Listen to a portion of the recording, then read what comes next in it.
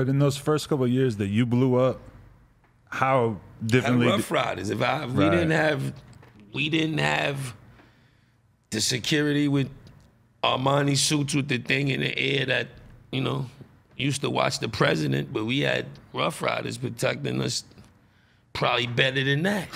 So, you know, it all goes to, you know what I mean? You don't need to see that type of shit happen. Right. Was there ever like a hard point though where you were like, you know what, I don't want to be standing around in the neighborhood at night anymore? It just feels like it's a little too dangerous, or where you really started moving in such a way that you really want to protect yourself? You gotta move right, no matter where. It can happen anywhere. It can happen in Disney World. So it ain't really that. But you know, the more you obtain success, your life has to change. Your surroundings have to change. Your entourage has to be people that's really there and care about you and not just there for the bread or for the benefits. And, you know, it's going to take some trials and tribulations to really figure it out and trim the fat and get it right. But you got to start somewhere. And also, the quicker you blow up, the harder it's going to be because you're doing it on a whim now. Right. You know what I mean? So it's all good. Just figuring it out on the spot. But there was an old video that I always wanted to ask you about where you're on the blog. It got uploaded about 11 years ago, but you're really upset because somebody drank your rosé. That's my man. It's Mark. It's his birthday today, right? What? Yeah. It's that dude's. That's my man. That's my man, White Mark. Yeah, okay. I grew up with him. It's his birthday today, actually. What, he turned 42? Happy birthday, 42? White Mark, turning 42.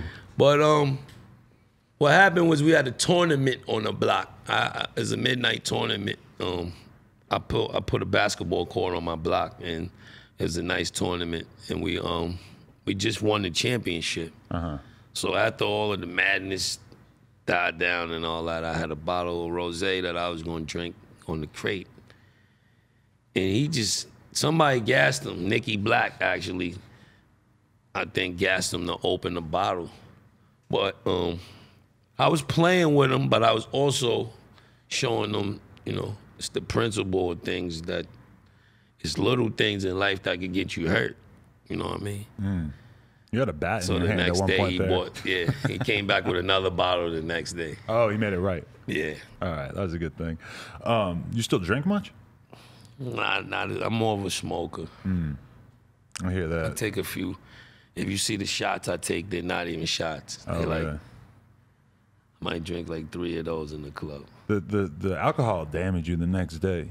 Yeah, you can smoke all you want. You just feel a little foggy the next morning. Drink water with it, you be all right. Yeah. Yeah, that's real. Liquor put you down. Do you in a weird way, I feel like that second career renaissance I'm talking about, like 2006, 2007, that a lot of that was like very much the Smack DVD stuff, and that we were seeing you really on the block, and it really helped to like contextualize you as like a brand new rapper to us at the time as just like a young straight fan. I felt like a lot of that Smack shit kind of come up also. The come up, exactly. It took a lot of like existing rappers that we already felt like we knew and like kind of exposed them on a different level and made us feel like we knew them a lot better. And at that point in your life, it's like you really did not have to be on the block filming for a street DVD, you know? But you were, and it made it just feel real as fuck to us. Yeah. I mean, no, that's just the elements, you know?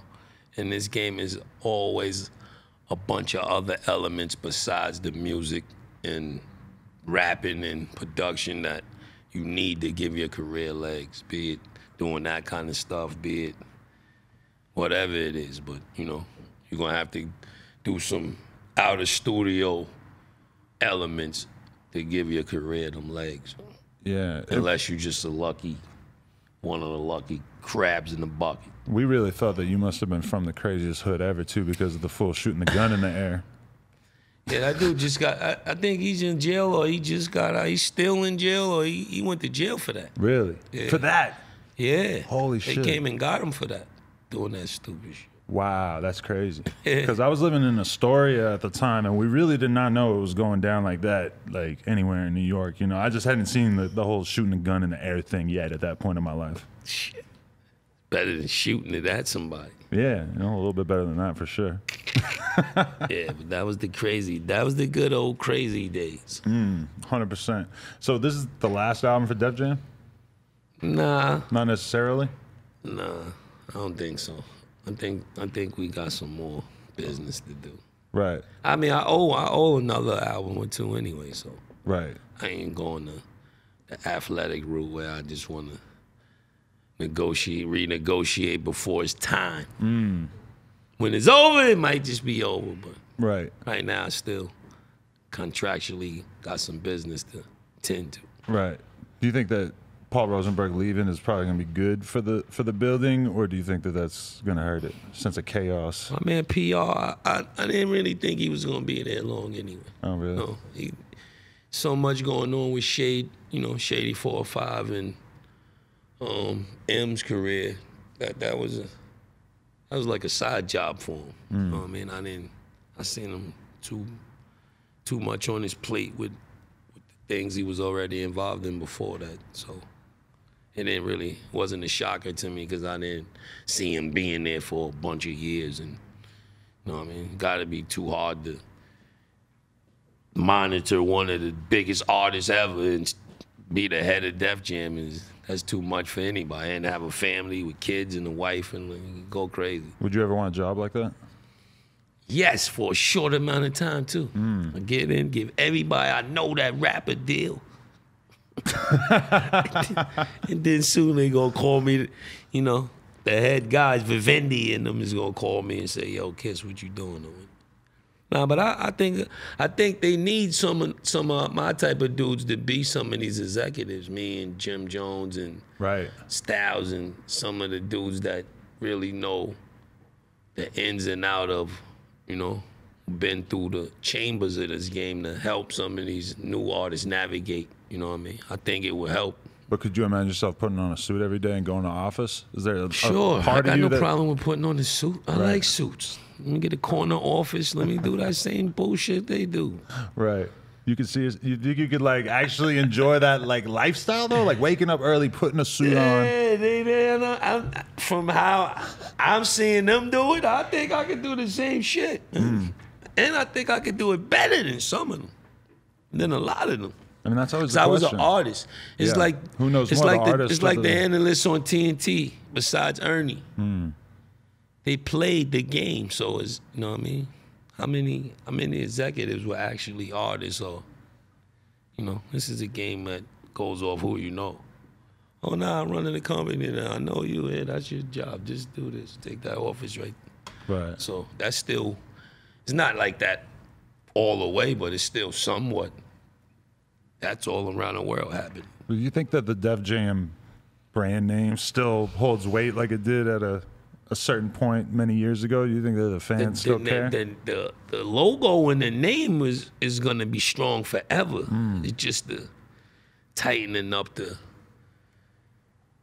transmission of what makes the label the most best label in the world is because of the way it was ran and how it was, pumping out hits and making artists doper and, now they're working, but it ain't the same. It ain't the same.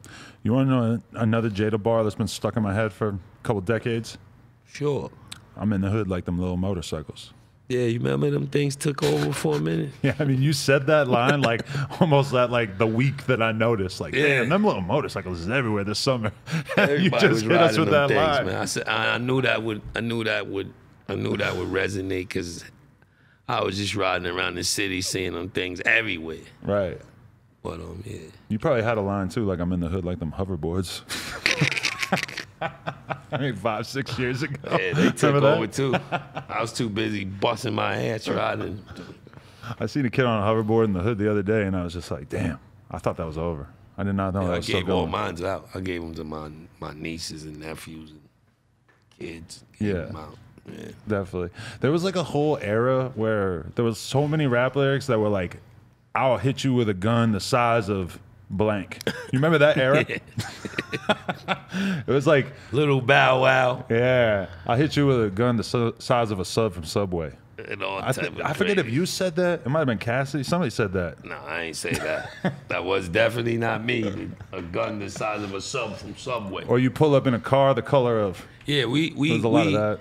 We really was at the helm of that.